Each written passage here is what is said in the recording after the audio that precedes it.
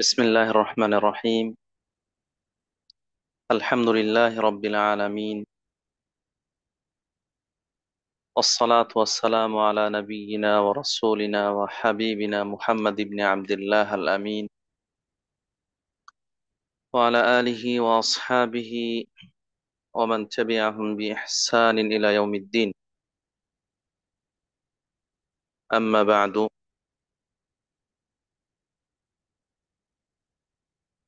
আলহামদুলিল্লাহ। শুরুতে আমরা প্রশংসা করছি আল্লাহ সুবহানাহু ওয়া তাআলার জন্য, যার বিশেষ অনুগ্রহে অপার দয়ায় পৃথিবীতে শত বাধা বিপত্তি প্রতিকূল পরিবেশ থাকা সত্ত্বেও আল্লাহ রাব্বুল আলামিন আমাদেরকে মানুষ হিসেবে তৈরি করেছেন, সৃষ্টির সেরা বানিয়েছেন। পাশাপাশি আমাদেরকে জ্ঞান, বিবেক, বুদ্ধি, অনুধাবন শক্তি সেগুলো দিয়ে মনুষ্যত্ব বোধ, ভালো মন্দ ইত্যাদি দিয়ে আমাদের জীবনকে সমৃদ্ধ করেছেন। যে আল্লাহ তাআলা আমাদেরকে আল্লাহর প্রতি ঈমান, রাসূলের প্রতি ঈমান, আল্লাহর পক্ষ থেকে দেয়া জীবন বিধান ইসলাম জানার, বুঝার এবং সেটিকে নিজের জীবনে ধারণ করার তৌফিক দিয়েছেন। যে আল্লাহ তাআলা আমাদেরকে সুখে দুঃখে সর্ব অবস্থায় আল্লাহর অভিমুখী হওয়ার যে বুঝ, যে বোধ শক্তি সেটি দিয়েছেন। যে আল্লাহ রাব্বুল আলামিন এখনো আমাদেরকে পরিপূর্ণ সুস্থ রেখেছেন, অথবা অসুস্থতার মধ্যে থাকলেও অন্যের তুলনায় যে অনেক বড় রোগে, কঠিন রোগে আক্রান্ত, জীবন মৃত্যুর সন্ধিক্ষণে অবস্থান করছেন, জীবন মৃত্যুর সন্ধিক্ষণে অবস্থান করছেন, মৃত্যুর সাথে পাঞ্জা লড়ছেন, হসপিটালের বিছানায় কাতরাচ্ছেন, তাদের তুলনায় সুস্থ রেখেছেন, স্বাভাবিক রেখেছেন। সে আল্লাহ রাব্বুল আলামিনের অগণিত অসংখ্য প্রশংসা, শুকরিয়া, কৃতজ্ঞতা, শ্রদ্ধা ও ভালোবাসা। আলহামদুলিল্লাহ রব্বিল আলামিন, আউয়ালান ওয়া আখিরান, যাহিরান ওয়া বাতিনান, বিলা আদাদিন ওয়ালা ইহসা, ইয়া রাব্বাল আলামিন। অতঃপর সালাত ও সালাম বর্ষিত হোক আমাদের প্রিয় নবী, সর্বশেষ নবী রাসূল, সর্বকালের সর্বযুগের সর্বশ্রেষ্ঠ মহামানব, আদর্শবান মহামানুষ, যিনি একদিকে আল্লাহ রাব্বুল আলামিনের বান্দা, শ্রেষ্ঠ বান্দা, শ্রেষ্ঠ নবী ও রাসূল,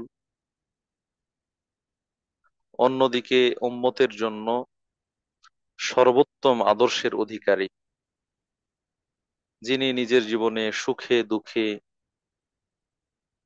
আনন্দে কষ্টে সর্বাবস্থায় আল্লাহর অভিমুখী ছিলেন, আল্লাহর উপর ভরসা রাখতেন, আল্লাহর দিকে নিজের সকল বিষয়গুলোকে ন্যস্ত করতেন। যে নবী আমাদেরকে শিখিয়েছেন, ইয়া হাইয়ু ইয়া কাইয়ুম বিরহমাতিকা আস্তাগীথ আসলিহ লি শা'নি কুল্লাহ ওয়া লা তাকিলনি ইলা নাফসি তরফাতা আইন।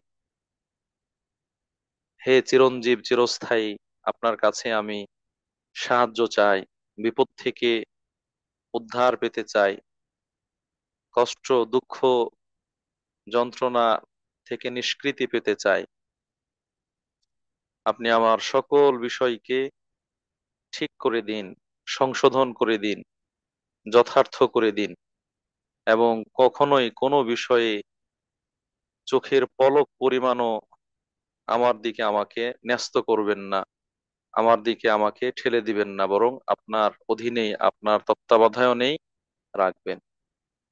সে মহামানব মুহাম্মদ রাসূলুল্লাহ সাল্লাল্লাহু আলাইহি ওয়াসাল্লামের উপর বর্ষিত হোক অগণিত দরুদ ও সালাম, আল্লাহুম্মা সাল্লি আলাইহি আল্লাহুম্মা বারিক আলাইহি। তার পরিবার পরিজন, তার সঙ্গী সাথী এবং কিয়ামত পর্যন্ত একনিষ্ঠ প্রতিটি অনুসারীর ওপর বর্ষিত হোক শান্তির অমিয় ধারা। আল্লাহুম্মা আমিন। কাছে দূরে দেশে প্রবাসে যে যেখান থেকে আজকের 38তম দারসুল ফিকহ এসো আল্লাহর পথে কোরআনের আলোয় এই গ্রুপের আয়োজনে অনলাইন প্ল্যাটফর্ম জুমের মাধ্যমে সম্পৃক্ত হতে পেরেছেন, আমরা শুরুতে সকলকে জানাচ্ছি আন্তরিক অভিনন্দন, শুভেচ্ছা, মোবারকবাদ। পাশাপাশি আল্লাহ রাব্বুল আলামিনের কাছে হৃদয়ের গভীর থেকে প্রার্থনা করছি, মিনতি করছি আল্লাহ রাব্বুল আলামিন যেন সকলকে সুস্থতার চাদরে আবৃত রাখেন, সুন্দর মন মানসিকতা দান করেন, বিপদ আপদে ধৈর্য ধরার তৌফিক দেন, সুখে দুঃখে সর্ব অবস্থায় আল্লাহর প্রতি নিজেকে সঁপে দিয়ে আল্লাহর কৃতজ্ঞতা আদায় করার তৌফিক দান করেন। সর্বোপরি যে দিন আমাদেরকে সঠিক পথের উপর প্রতিষ্ঠিত রাখবে, যে দিনের অনুসরণের মাধ্যমে আমরা আল্লাহ রাব্বুল আলামিনের সন্তুষ্টি লাভ করতে পারবো, যে দিনের অনুসরণের মাধ্যমে আমরা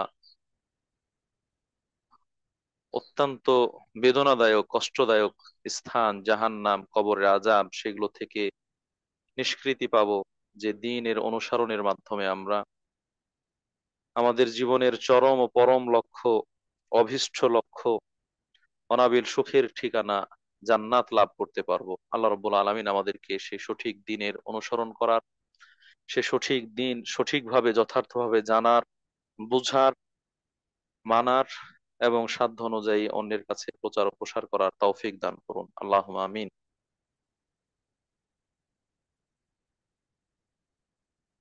শুরুতেই বিশেষ কয়েকজনের জন্য দোয়া চাওয়া হয়েছে। বলা হলো এক বোন অল্প বয়সেই জামাই হারিয়েছেন, আবার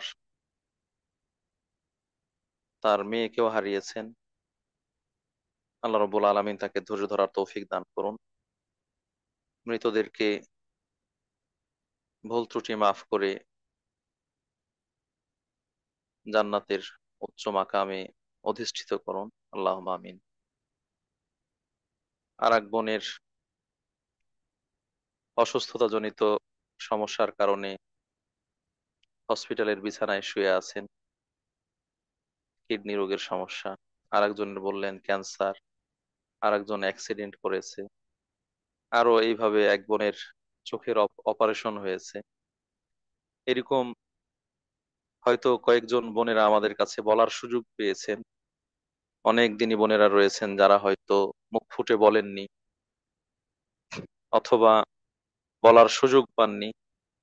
আমরা সকল অসুস্থ ভাই ও বোনদের জন্য আল্লাহর কাছে মন খুলে দোয়া করছি, আল্লাহ রাব্বুল আলামিন যাদের জন্য সুস্থ হয়ে দুনিয়াতে বেঁচে থাকা কল্যাণকর, তাদেরকে দ্রুত পরিপূর্ণ শেফা, শেফায়ে কামেলা আজেলা দান করুন। তারা যেন সুস্থ হয়ে স্বাভাবিক জীবনে ফিরে আসতে পারেন। আল্লাহুম্মা আমিন। তাদের অসুস্থতার কারণে ভুল ত্রুটিগুলো মাফ করে দিন, তাদেরকে উত্তম বিকল্প দান করুন। আল্লাহুম্মা আমিন। আর যাদের দুনিয়া থেকে চলে যাওয়াই কল্যাণকর অথবা এরকম জটিল রোগে আক্রান্ত যেখান থেকে সুস্থ হওয়া সম্ভব নয়, আল্লাহ রাব্বুল আলামিন তাদেরকে দ্রুত স্বাভাবিকভাবে ঈমানের সাথে সৎ আমলের মধ্যে থেকেই দুনিয়া থেকে আপনার সন্তুষ্টির ওপর বিদায় নেওয়ার তৌফিক দান করুন। আল্লাহুম্মা আমিন। যারা মারা গিয়েছেন, যাদের আত্মীয় স্বজন মারা গিয়েছে, আল্লাহ রাব্বুল আলামিন সেই সকল জীবিতদেরকে উত্তম ধৈর্য ধরার, সবরে জামিল ইখতিয়ার করার তৌফিক দান করুন, তাদেরকে উত্তম বিকল্প দান করুন। সর্বোপরি সকল মুমিন ও মুসলিম যারা মারা গিয়েছেন তাদের ভুল ত্রুটিগুলো আল্লাহ রব্বুল আলামিন মাফ করে দিন, কবরকে জান্নাতের অংশ বানিয়ে দিন। আল্লাহ আমিন। প্রিয় উপস্থিতি, আজকে 38তম দারসুল ফিকহে আমরা গতদিন একটা আলোচনা শুরু করেছিলাম জিহাদ সংক্রান্ত বিষয়ে। জিহাদের অর্থ কি, জিহাদ দ্বারা উদ্দেশ্য কি, এবং বিশেষভাবে নারীদের জন্য জিহাদ করা ফরজ কি নয়, সে বিষয়টি আলোচনা করার চেষ্টা করেছি। সেই জিহাদের আহ ব্যাপক অর্থে বিভিন্ন দিক তুলে ধরেছি, পাশাপাশি সংকুচিত অর্থে জিহাদ ফি সাবিলিল্লাহ, যেটা কিতাল ফি সাবিলিল্লাহ বা আল্লাহর রাস্তায় সশস্ত্র সংগ্রাম হিসেবে পরিচিত, সেটা সম্পর্কেও কিছু কথা না বললে নয়। সেই হিসেবে আমরা আজকের আলোচনায় সে বিষয়ে আলোকপাত করব, কিছুটা তুলে ধরার চেষ্টা করব, আপনাদেরকে মনে করিয়ে দেওয়ার চেষ্টা করব ইনশাআল্লাহ। ওমা তৌফিকি ইল্লা বিল্লাহ, আলাইহি তাওয়াক্কালতু ওয়া ইলাইহি উনীব। সম্মানিত উপস্থিতি, আমরা গতদিনে আপনাদেরকে বলেছি, সেগুলোর সাথে একটু কানেক্টিং করতে চাই, সম্পৃক্ত করতে চাই, যেন আগের পরের সাথে একটা সম্পর্ক থাকে এবং আমরা সঠিকটা জানতে পারি, বুঝতে পারি, ভুল না বুঝি, সেই হিসেবে বলছি। গতদিনে আমরা বলেছিলাম যে জিহাদ এটি একটি আরবি শব্দ এবং এটি একটি ইসলামিক পারিভাষিক শব্দ, ইসলামী শরীয়তের পারিভাষিক শব্দ। ইসলামী শরীয়ত আসার আগে জিহাদ ব্যবহার হয়নি। আমরা যে অর্থগুলোতে জিহাদকে ব্যবহার করছি এই অর্থে ব্যবহার হয়নি, অন্যান্য শব্দ দিয়ে সেটা ব্যবহার করা হতো। অতএব এটি একটি ইসলামী শরীয়তের পারিভাষিক শব্দ। এজন্য জিহাদকে ইসলামিক জিহাদ বা নন ইসলামিক জিহাদ বলার সুযোগ নেই। জিহাদ মানে হচ্ছে ইসলামী জিহাদ, ইসলামী শরীয়ত দ্বারা অনুমোদিত জিহাদ। আর যেগুলো জিহাদ নয়, অর্থাৎ ইসলামী শরীয়ত অনুযায়ী পরিশ্রম, প্রচেষ্টা, সংগ্রাম নয়, সেগুলো জিহাদ নয়, সেগুলো অন্য কিছু। হয়তো সন্ত্রাসী কর্মকাণ্ড, অথবা উদ্যতা, অথবা বিদ্রোহ, অথবা জুলুম, অথবা ত্রাস ইত্যাদি এই ধরনের বিপর্যয় সৃষ্টিকারী কর্মকাণ্ড হিসেবে আখ্যায়িত হবে, সেগুলো জিহাদ নয়। সম্মানিত উপস্থিতি, আমরা গতদিনে বলার চেষ্টা করেছি যে জিহাদ এটি শাব্দিক অর্থে এক ধরনের অর্থ প্রকাশ করে পরিশ্রম, প্রচেষ্টা করা, শক্তি সামর্থ্য ব্যয় করা কোনো জিনিস অর্জনের জন্য। আর ইসলামী শরীয়তের পরিভাষায় কোরআন এবং সহিহ হাদিস এর আলোকে নিজের জীবন গড়ে তোলার জন্য, আল্লাহর বিধান বাস্তবায়ন করার জন্য, আল্লাহর দেওয়া জীবন বিধান অনুযায়ী নিজের জীবনে অনুশাসন তৈরি করার জন্য যে সংগ্রাম, যেই পরিশ্রম, যে প্রচেষ্টা, সেটি হচ্ছে জিহাদ। এই জিহাদ এটা কখনো মানুষ তার কুপ্রবৃত্তির বিরুদ্ধে প্রচেষ্টা চালিয়ে সম্পন্ন করে থাকে, মানুষ কখনো তার নিজের যে খারাপ ইচ্ছা, মন্দ ইচ্ছা, সেগুলোকে অপনোদন করে, প্রতিহত করে সঠিকটা আনয়ন করার মাধ্যমে সম্পন্ন করে থাকে। কখনো কথার মাধ্যমে, কখনো সরাসরি হাত দিয়ে দৈহিক শক্তি প্রয়োগ করে, কখনো কখনো মন থেকে কোনো কিছুর প্রতি ঘৃণা বিদ্বেষ তৈরি করে, অন্যায়ের প্রতি ঘৃণা বিদ্বেষ তৈরি করে, অথবা সমর্থন না দিয়ে এই জিহাদ সম্পন্ন করে থাকে। আবার কখনো কখনো এই জিহাদ সংগঠিত হয়ে থাকে শয়তানের বিরুদ্ধে। শয়তান মানুষের জন্য কর্মগুলোকে, বিশেষ করে অন্যায় কাজগুলোকে সুন্দরভাবে তুলে ধরে অন্যায়টাকে ন্যায়ের মোড়কে উপস্থাপন করার চেষ্টা করে। এই ধরনের শয়তানি কর্মকাণ্ড, ওয়াসওয়াসা, কুমন্ত্রণা, প্ররোচনা, প্রবঞ্চনা, সেগুলোর প্রতি ভ্রুক্ষেপ না করে কোরআন এবং সহিহ হাদিসের যে নির্দেশনা সে আলোকে জীবন পরিচালনা করা, এটা এক ধরনের জিহাদ। আর ব্যাপক অর্থে আমরা বলেছিলাম, সংকুচিত অর্থে আমরা বলেছিলাম যে ইসলাম গর্হিত কাজ, নিষিদ্ধ কাজ সেগুলোকে প্রতিহত করার জন্য, কাফের মুশরিক মুরতাদ তাদেরকে প্রতিহত করার জন্য, শায়েস্তা করার জন্য, তাদের অপশক্তিকে রুখে দেওয়ার জন্য যে সশস্ত্র সংগ্রাম, শারীরিকভাবে, আর্থিকভাবে, বুদ্ধি বুদ্ধিবৃত্তিক আরো যে সকল আহ পরিশ্রম প্রচেষ্টা রয়েছে, এগুলো সেই জিহাদ ফি সাবিলিল্লাহর অন্তর্ভুক্ত। প্রিয় উপস্থিতি, অতএব আপনি আমি একজন মুমিন ও মুসলিম হিসেবে জিহাদকে কখনোই প্রত্যাখ্যান করার অধিকার রাখি না।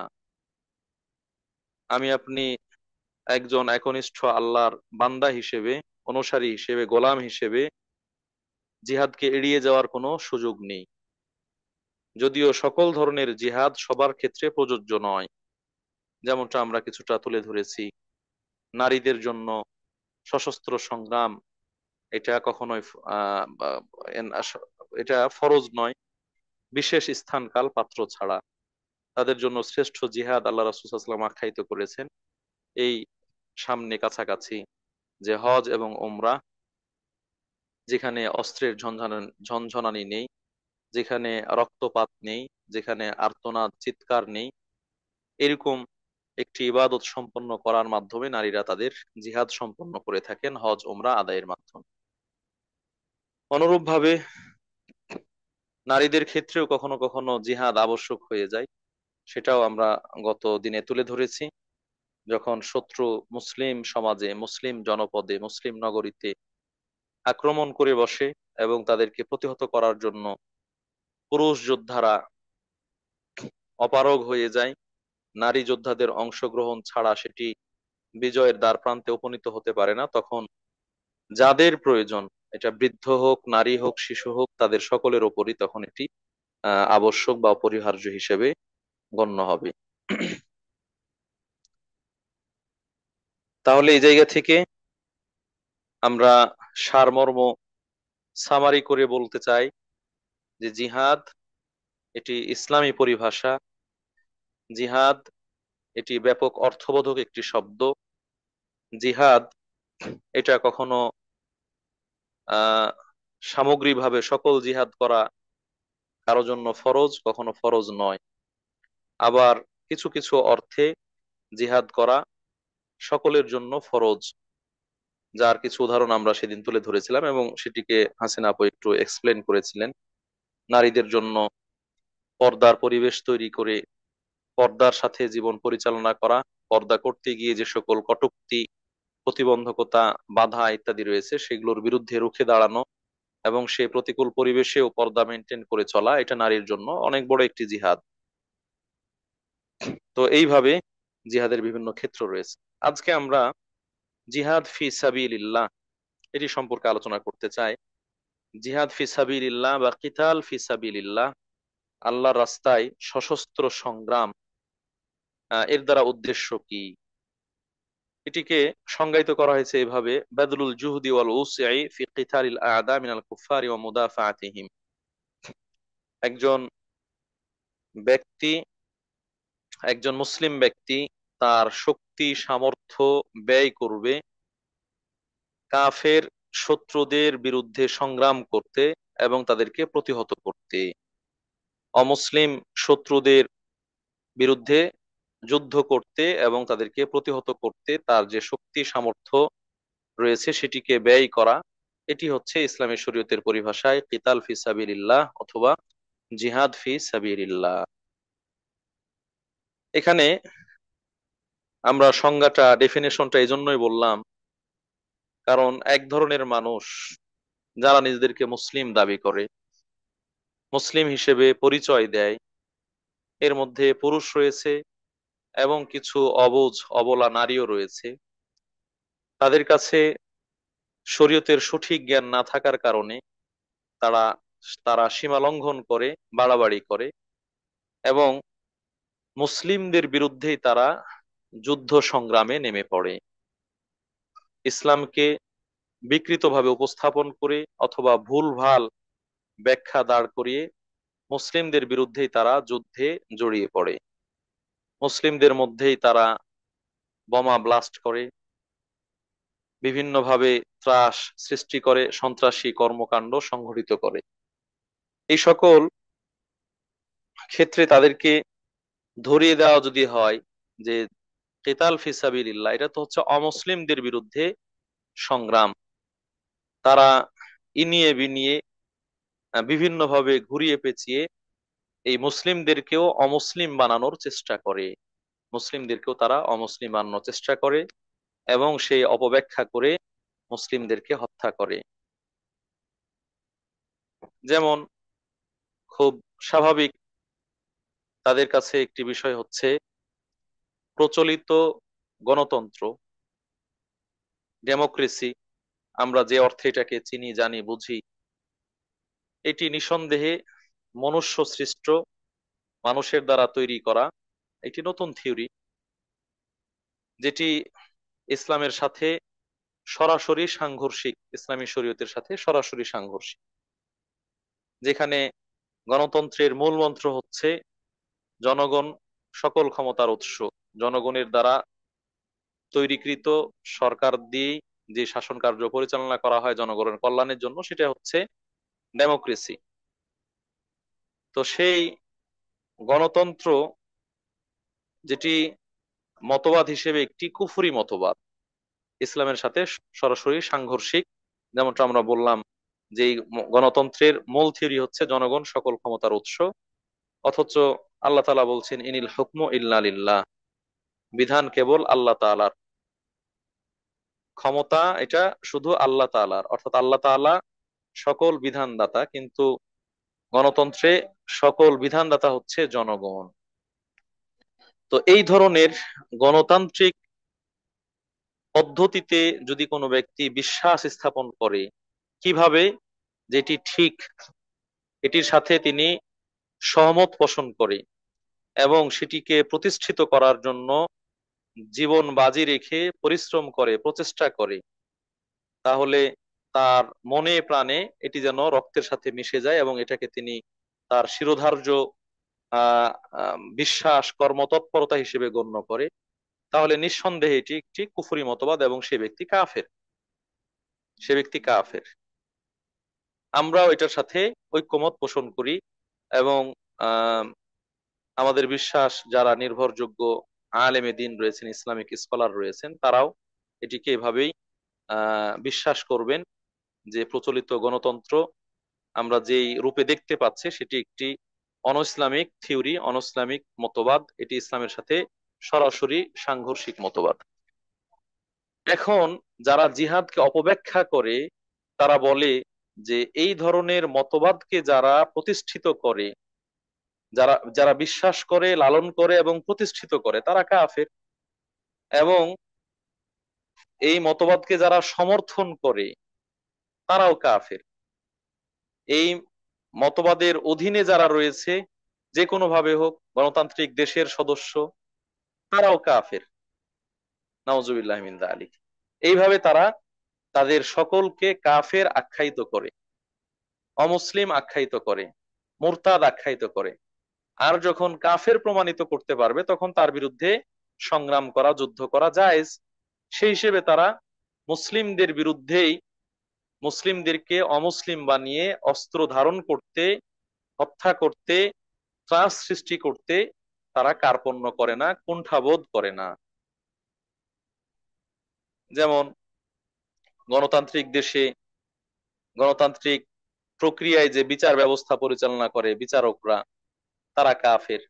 আর যারা এই বিচার ফয়সালাকে মেনে নিবে তারাও কাফের। অতএব বিচারককে হত্যা করা জায়েজ, আর যারা সেই বিচারকের দ্বারস্থ হয় তাদেরকে হত্যা করা জায়েজ। অতএব আদালতে, বিচার কার্যালয়ে, সেখানে এই ধরনের সন্ত্রাসী কর্মকাণ্ড ঘটানো জায়েজ। এই ধরনের ফতোয়া দিয়ে তারা সন্ত্রাসী কর্মকাণ্ড সম্পন্ন করে থাকে। সম্মানিত উপস্থিতি, এই জন্য আমরা বললাম যে এখানে কাফেরদের বিরুদ্ধে যুদ্ধ সংগ্রাম, কাফেরদেরকে প্রতিহত করার জন্য যুদ্ধ সংগ্রাম, কারো অপব্যাখ্যা দ্বারা কোন মুসলিমকে অমুসলিম বানিয়ে তাকে হত্যা করা জায়েজ, এই ধরনের যুদ্ধ সংগ্রাম সেটি ইসলামী জিহাদ নয়, এটি ইসলামী জিহাদ নয়, বরং আমরা বলবো সেটি একটি সন্ত্রাসী কর্মকাণ্ড। সেটি হচ্ছে জমিনের মধ্যে ফাসাদ সৃষ্টি করা, যে ফাসাদের ব্যাপারে আল্লাহ রাব্বুল আলামিন নিষেধ করেছেন, ওয়ালা তুফসিদু ফিল আরদ, তোমরা জমিনে বিপর্যয় সৃষ্টি করো না।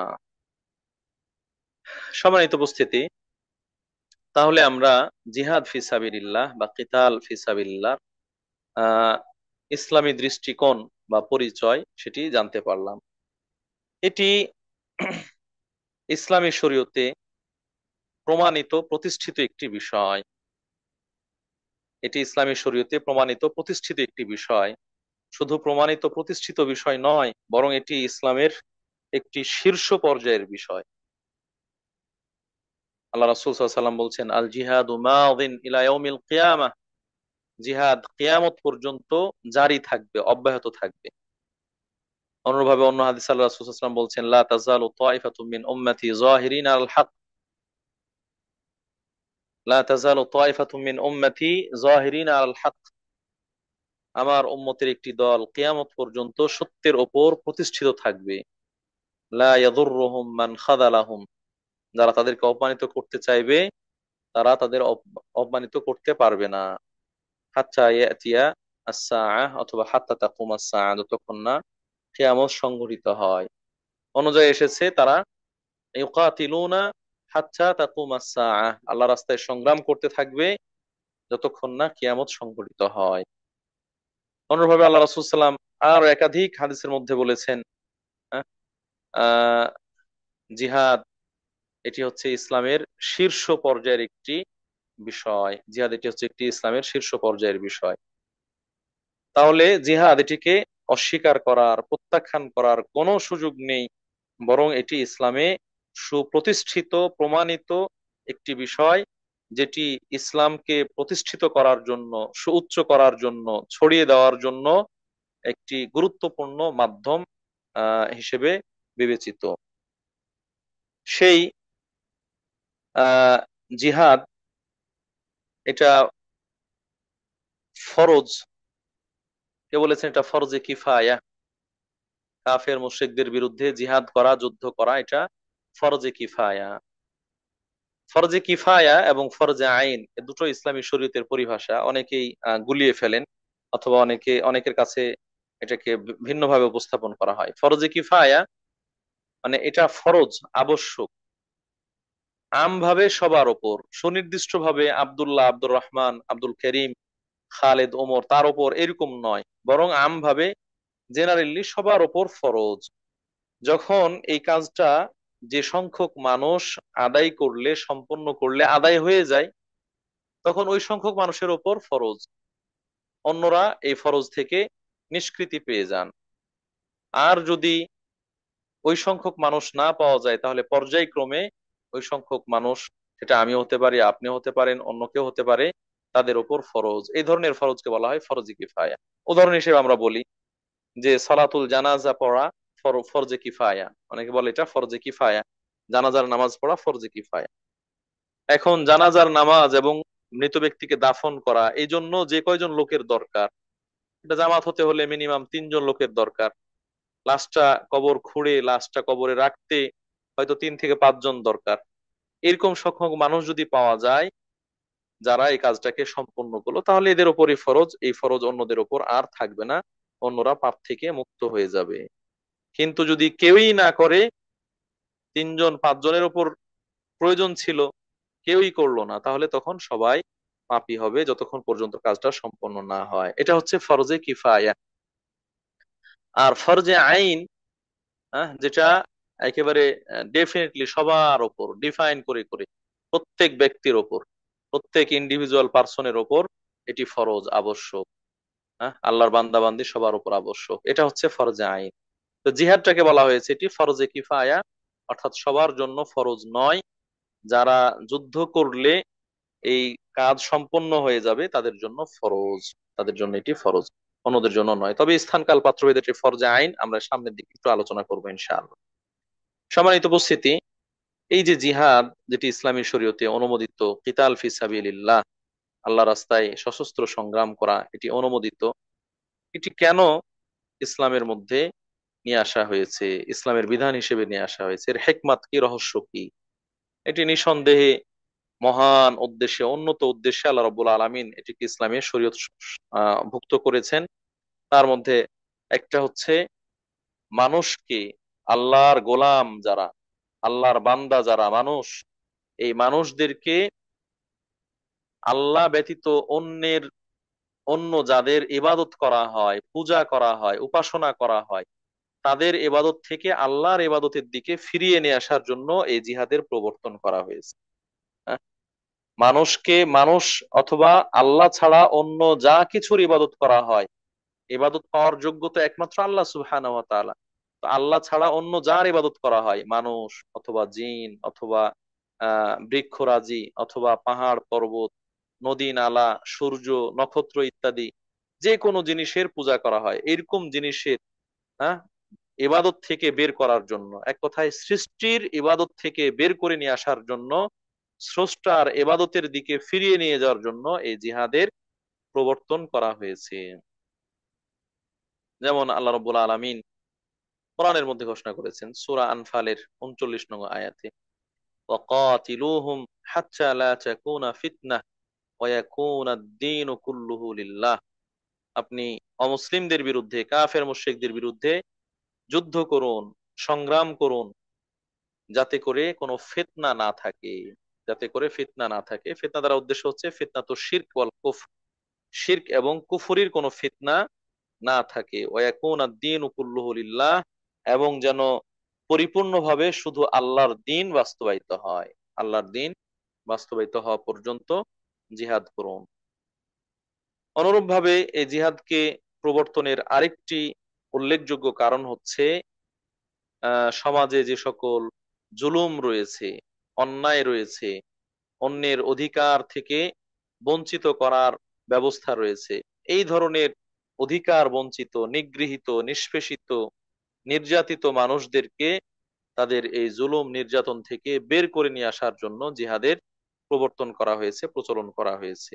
যেমনটা আল্লাহ রাব্বুল আলামিন এটাও কোরআন কারীমের সূরা আল হাজ্জের 39 নং আয়াতে ঘোষণা করেছেন, উদিনা লিল্লাযীনা ইউকাতালুনা বিআন্নাহুম যুলিমু ওয়া ইন্নাল্লাহা আলা নাসরিহিম লাকাদির। উদিনা লিল্লাযীনা ইউকাতালুনা বিআন্নাহুম যুলিমু, যারা নির্যাতিত হয়েছে তাদেরকে জিহাদের অনুমতি দেওয়া হয়েছে, তাদেরকে জিহাদের অনুমতি দেওয়া হয়েছে, হ্যাঁ, সেই নির্যাতন এবং জুলুম থেকে বের হওয়ার জন্য, মুক্ত হওয়ার জন্য। ওয়া ইন্নাল্লাহা আলা নাসরিহিম লাকাদির, নিশ্চয় আল্লাহ রাব্বুল আলামিন তাদেরকে সাহায্য করতে সক্ষম। তৃতীয় দিক খেয়াল করা হয়েছে, জিহাদের মাধ্যমে যারা আল্লাহদ্রোহী, যারা কাফের মুশরিক, আল্লাহর অস্তিত্বকে অস্বীকার করে অথবা অস্তিত্ব স্বীকার করলেও আল্লাহর সাথে শরিক করে, এই ধরনের লোকদেরকে লাঞ্ছিত অপদস্থ করার জন্য, লাঞ্ছিত অপদস্থ করার জন্য জিহাদের প্রচলন করা হয়েছে। এটা আল্লাহ রাব্বুল আলামিন সূরা তাওবার 14 নং আয়াতে বলেছেন, কাতিলুহুম ইউআযযিবহুমুল্লাহ বিআইদিকুম ওয়া ইখজিহিম ওয়া ইয়ানসুরকুম আলাইহিম ওয়া ইয়াশফি সুদুরা কওমিন মুমিনিন। আপনারা তাদের বিরুদ্ধে সশস্ত্র সংগ্রাম করুন, যুদ্ধ করুন, কেননা আল্লাহ রাব্বুল আলামিন আপনাদের মাধ্যমেই তাদেরকে শাস্তি প্রদান করবেন, তাদেরকে লাঞ্ছিত করবেন এবং তাদের উপর আপনাদেরকে বিজয় বিজয় দান করবেন। মুমিন সম্প্রদায়ের হৃদয়কে উন্মুক্ত করবেন, আহ পাপ মুক্ত, কলুষতা মুক্ত করবেন। এ উদ্দেশ্যে ইসলামী শরীয়তে জিহাদের বিধান প্রবর্তন করা হয়েছে। সম্মানিত উপস্থিতি, অতএব জিহাদ এটি অনর্থক নয়, এমনি এমনি নয়, মানুষের মধ্যে ত্রাস, ভয়ভীতি, মারামারি, হানাহানি, কাটাকাটি তৈরি করার জন্য নয়, বরং মহান এবং মহৎ উদ্দেশ্য নিয়ে এই জিহাদের বিধান প্রবর্তন করা হয়েছে। আমরা যেটা বললাম যে এই জিহাদ, যেটি ইসলামী শরীয়তে সুপ্রতিষ্ঠিত প্রমাণিত একটি বিষয়, সেটি সবার ওপর ফরজ নয়, সেটি সবার ওপর ফরজ নয়, বরং ফরজে কিফায়া, যারা এটিকে সম্পন্ন করলে যথেষ্ট হয়ে যাবে। দলিল কি? এটির দলিল হচ্ছে সূরা আন-নিসার একটি আয়াত, সূরা আন-নিসার 95 নং আয়াত, যেখানে আল্লাহ রাব্বুল আলামিন বলছেন, লা ইস্তাবিল কাঈদুনা মিনাল মুমিনিনা গায়রু উলিদ দারারি ওয়াল মুজাহিদুন ফি সাবিলিল্লাহি বিআমওয়ালিহিম ওয়া আনফুসিহিম, যারা আল্লাহর রাস্তায় নিজের জান এবং মাল দিয়ে সশস্ত্র সংগ্রাম করে তারা, আর যে সকল ব্যক্তিরা সুস্থ, কোনো সমস্যা নেই, প্রতিবন্ধকতার মধ্যে নেই, যারা জিহাদ করে না, জিহাদ থেকে বাইরে থাকে, এরা কখনোই এক সমান নয়, এরা কখনোই এক সমান নয়। ফাদ্দালাল্লাহুল মুজাহিদিনা বিআমওয়ালিহিম ওয়া আনফুসিহিম আল কাঈদিনা দারাজাহ ওয়া কুল্লান ওয়া'আদাল্লাহুল হুসনা, যারা আল্লাহর রাস্তায় জানমাল দিয়ে যুদ্ধ সংগ্রাম করবে আল্লাহ রাব্বুল আলামিন তাদের সম্মান মর্যাদা বৃদ্ধি করেছেন। তবে যারা মুমিন কিন্তু জিহাদে অংশগ্রহণ করছে না, তারা এবং যারা জিহাদে অংশগ্রহণ করেছে তাদের সকলকে আল্লাহ রাব্বুল আলামিন হুসনা, ভালো কর্মফলের প্রতিশ্রুতি দিয়েছেন, উত্তম কর্মফলের প্রতিশ্রুতি দিয়েছেন। তা আল্লাহ রাব্বুল আলামিন এখানে হুসনা দ্বারা উদ্দেশ্য হচ্ছে জান্নাত, হুসনা দ্বারা উদ্দেশ্য হচ্ছে জান্নাত, মুমিনদেরকে জান্নাতের প্রতিশ্রুতি দিয়েছেন। তাহলে জিহাদ করলে তারাও জান্নাত পাবে, যারা জিহাদ করবে না তারাও জান্নাত পাবে, কিন্তু যারা জিহাদ করবে তাদের জন্য সম্মান এবং মর্যাদা বেশি হবে, তাদের পুরস্কার বেশি হবে, যেটা পরের অংশে বলছেন ওয়াফাদ্দালাল্লাহুল মুজাহিদিন আল কাঈদিনা আজরান আযীমা, আল্লাহ রাব্বুল আলামিন মুজাহিদ মুমিনদেরকে সাধারণ মুমিনদের তুলনায়, যারা যুদ্ধে অংশগ্রহণ করছে না তাদের তুলনায় অনেক অনেক বড় প্রতিদান দান করবেন। প্রিয় উপস্থিতি, তাহলে জিহাদ যদি ফরজে আইন হতো তাহলে জিহাদ না করে কেউ জান্নাতে যেতে পারতো না, জান্নাতে যেতে পারতো না। অনুরূপভাবে আরেকটি আয়াত যেখানে সূরা তাওবার 122 নং আয়াত আল্লাহ বলছেন ওমা কানাল মুমিনুনা লিয়ানফিরু কাফা, মুমিনদের উচিত নয় তারা সকলেই বের হয়ে পড়বে, তারা সকলেই বের হয়ে পড়বে এটা মুমিনদের জন্য উচিত নয়, বরং তারা প্রত্যেক দল থেকে একটা ছোট ছোট গোষ্ঠী বের হয়, প্রত্যেক দল থেকে বা প্রত্যেক গোষ্ঠী থেকে একটি ছোট ছোট দল বের হবে।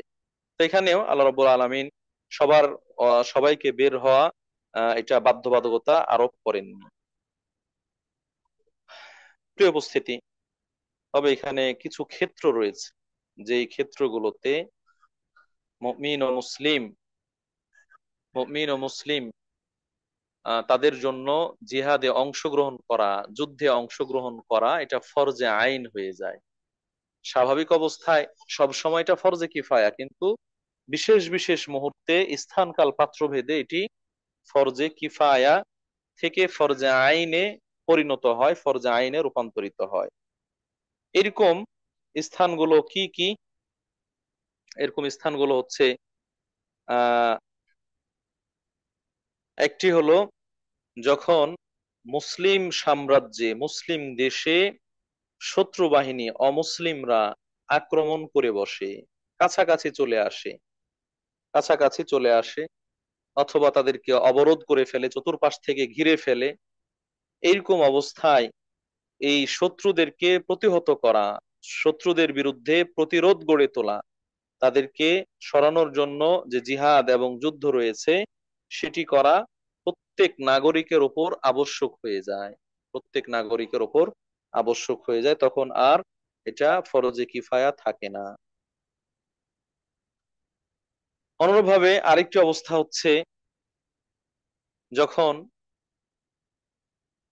দুই বাহিনী, মুসলিম বাহিনী এবং শত্রু বাহিনী, কেউ হয়তো নিজ ইচ্ছায় গিয়েছে সেখানে যুদ্ধে অংশগ্রহণ করেছে, ফরজে আইন হিসেবে নয় বরং ফরজে কিফায়া হিসেবে গিয়েছে, কিন্তু যখন শত্রু বাহিনীর মুখোমুখি, শত্রু বাহিনীর মুখোমুখি, এরকম অবস্থায় শত্রু বাহিনী এবং মুসলিম বাহিনী যুদ্ধ শুরু হয়ে গিয়েছে, তখন সে জিহাদের মাঠ ছেড়ে পালিয়ে যাওয়া, পলায়ন করা এটাও নিষেধ, বরং এই সময় ওই উপস্থিত ব্যক্তির জন্য যুদ্ধ করা ফরজে আইন, উপস্থিত ব্যক্তির জন্য জিহাদে অংশগ্রহণ করা ফরজে আইন, বরং জিহাদ থেকে পালিয়ে যাওয়া এটা হারাম, এটিকে হারাম আখ্যায়িত করা হয়েছে। তৃতীয় অবস্থা হচ্ছে যদি ইমাম বা শাসক, যদি ইমাম বা শাসক, মুসলিম শাসক কোনো ব্যক্তিকে যুদ্ধে অংশগ্রহণ করার জন্য আহ্বান জানায়, অমুক এলাকার লোকেরা তোমরা জিহাদে অংশগ্রহণ করো, অথবা অমুক পেশার লোকেরা তোমরা জিহাদে অংশগ্রহণ করো, অথবা অমুক বয়সের লোকেরা তোমরা জিহাদে অংশগ্রহণ করো, অথবা সরাসরি নাম উল্লেখ করে আব্দুল্লাহ, আব্দুর রহমান, আব্দুল করিম তারা জিহাদে অংশগ্রহণ করো, তখন এই শাসকের আহ্বানের কারণে ওই ব্যক্তিদের উপর, যাদেরকে আহ্বান জানিয়েছেন তাদের উপর জিহাদ ফরজ হয়ে যায়, ফরজে আইন হয়ে যায়, আবশ্যক হয়ে যায়। এটাকে প্রত্যাখ্যান করার আর কোনো সুযোগ থাকে না। এই ব্যাপারে এবং আগের যেগুলো বললাম সেগুলোর ব্যাপারে কোরআন আয়াত রয়েছে। আল্লাহ তাআলা বলছেন সূরা তাওবার 38 এবং 39 নং আয়াতে, ইয়া আইয়ুহাল্লাযীনা আমানু মা লাকুম ইযা কিলা লাকুম ইনফিরু ফি সাবিলিল্লাহ, হে ঈমানদারগণ, তোমাদের কি হলো যখন তোমাদেরকে বলা হয় তোমরা আল্লাহর রাস্তায় ঝাঁপিয়ে পড়ো, যুদ্ধ করো, ইসসাকালতু মিনাল আরদ, তখন তোমরা যুদ্ধে ঝাঁপিয়ে না পড়ে জমিনের সাথে লেগে থাকো, নিজ এলাকায় অবস্থান করো, যুদ্ধে বের হও না। আর রাদিতুম বিল হায়াতিদ দুনিয়া মিনাল আখিরাহ, তোমরা কি মারা যাবে, মৃত্যুবরণ করবে এই ভয়ে যুদ্ধে অংশগ্রহণ করছো না? দুনিয়ার এই ক্ষণস্থায়ী জীবন নিয়ে তোমরা সন্তুষ্ট? ফামা মাতাউল হায়াতিদ দুনিয়া ফিল আখিরাতি ইল্লা কালিল, জেনে রাখো পরকালের তুলনায় দুনিয়ার এই জীবন খুবই নগণ্য, দুনিয়ার এই উপভোগ খুবই নগণ্য। অপরপক্ষে আল্লাহ তাআলা বলছেন ইল্লা তানফিরু ইউআযযিবকুম আযাবান আলীমা, তোমাদেরকে যুদ্ধের জন্য আহ্বান জানানো হয়েছে, এরপরেও তোমরা যুদ্ধে অংশগ্রহণ করছো না,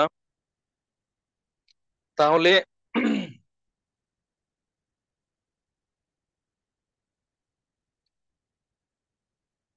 আল্লাহ রাব্বুল আলামিন বলছেন ইল্লা তানফিরু ইউআযযিবকুম আযাবান আলীমা, তোমাদেরকে যুদ্ধে আহ্বান করার পরেও তোমরা যুদ্ধে অংশগ্রহণ করছো না, এরকম অবস্থায় অংশগ্রহণ না করার কারণে আল্লাহ তোমাদেরকে বেদনাদায়ক শাস্তির সম্মুখীন দিবেন, শাস্তির সম্মুখীন করবেন, অর্থাৎ যুদ্ধে অংশগ্রহণ না করলে শাস্তি পেতে হবে। সম্মানিত উপস্থিতি, এই অবস্থাটাকে বলা হয়েছে এটাও ফরজে আইন, যেহেতু আহ্বান জানালে জিহাদে অংশগ্রহণ করতে হবে। চতুর্থ অবস্থা হচ্ছে যদি সুনির্দিষ্টভাবে কোনো ব্যক্তি যুদ্ধের জন্য প্রয়োজন হয়, কোনো ব্যক্তিকে যুদ্ধের জন্য প্রয়োজন হয়, হয়তো বিশেষ কোনো অস্ত্র যেটা পরিচালনা করার জন্য ওই ব্যক্তি ছাড়া আর কেউ নাই, আর কেউ জ্ঞান রাখে না, তাহলে ওই ব্যক্তিকে যুদ্ধে অংশগ্রহণ করা তখন ফরজ, ফরজে আইন। কোন বিশেষ ব্যক্তি, তার স্পেশাল কোনো ট্রেনিং আছে, পারদর্শিতা আছে, যে পারদর্শিতা, যে পারদর্শিতাটা এখানে প্রয়োগ করা প্রয়োজন, এরকম ব্যক্তির জন্য তখন ওই জিহাদে অংশগ্রহণ করা ফরজে আইন। এইরকম মোটামুটি চারটা অবস্থা বলা হলো। এই চার অবস্থায় জিহাদ ফরজে আইন।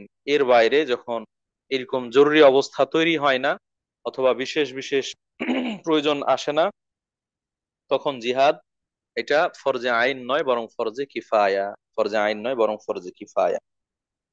সম্মানিত উপস্থিতি,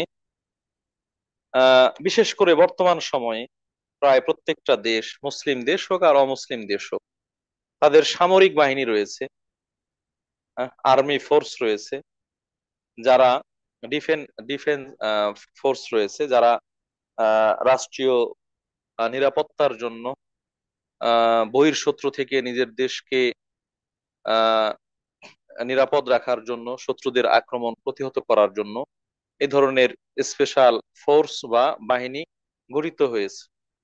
তো এই সকল ক্ষেত্রে আমাদের দেশে যে মিলিটারি ল রয়েছে, সামরিক আইন, সেই আইনে আমরা কিছু যেটা জানতে পেরেছি যে যারা নিয়মিত প্রশিক্ষণের মধ্যে আছেন, রানিং যারা আহ সৈন্য হিসেবে অথবা বিভিন্ন দায়িত্বশীল হিসেবে চাকরিতে রানিং রয়েছেন, চলমান রয়েছেন, তো এটা তো তারা সরকারের কাছে দায়বদ্ধ দেশের এবং জনগণের নিরাপত্তা বিধান করার জন্য, নিশ্চিত করার জন্য তারা কাজ করবে।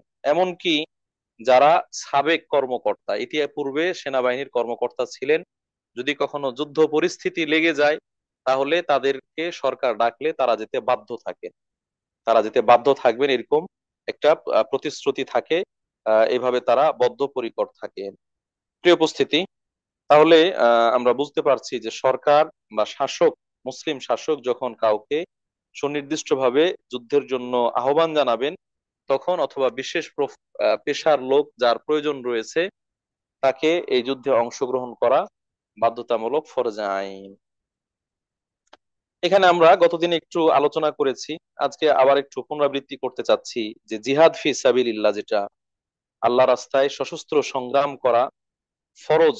এই ফরজ হওয়ার জন্য কিছু শর্ত রয়েছে। যদি এই শর্তগুলো পূর্ণ করা যায়, তাহলে জিহাদ ফরজ হবে, অন্যথায় এই জিহাদ ফরজ হবে না। ফরজে কিফায়া বলি আর ফরজে আইন বলি, এই শর্তগুলো যদি পাওয়া যায় তাহলে ফরজ হবে, অন্যথায় এটা ফরজ হবে না। বরং কোনো কোনো ক্ষেত্রে জিহাদে অংশগ্রহণ করা হারাম হবে। এরকম উল্লেখযোগ্য ফরজগুলো হচ্ছে মুসলিম হতে হবে, কারণ অমুসলিম ব্যক্তি জিহাদে অংশগ্রহণ করবে, এটা কল্পনা করাই কঠিন।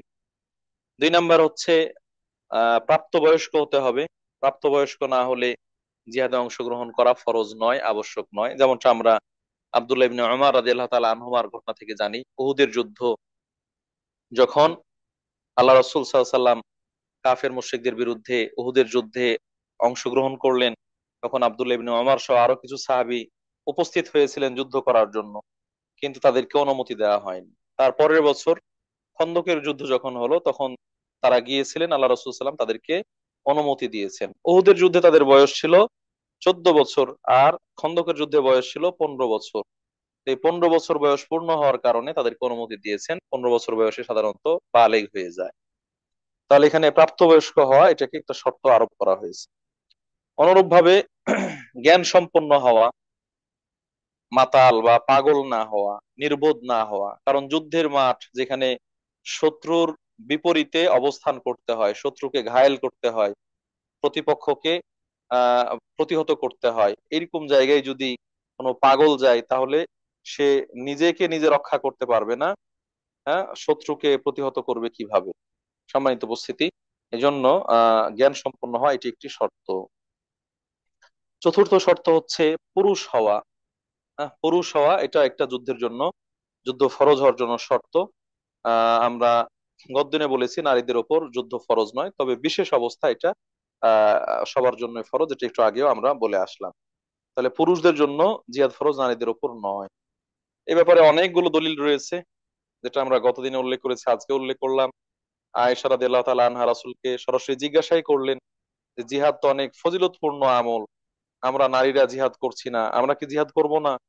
আল্লাহ কি আমাদের উপর জিহাদ ফরজ করেননি? তখন আল্লাহ রাসূল বললেন যে হ্যাঁ, তোমাদের জিহাদ আছে, সে জিহাদে মারামারি কাটাকাটি নেই, সেটা হলো হজ এবং ওমরা।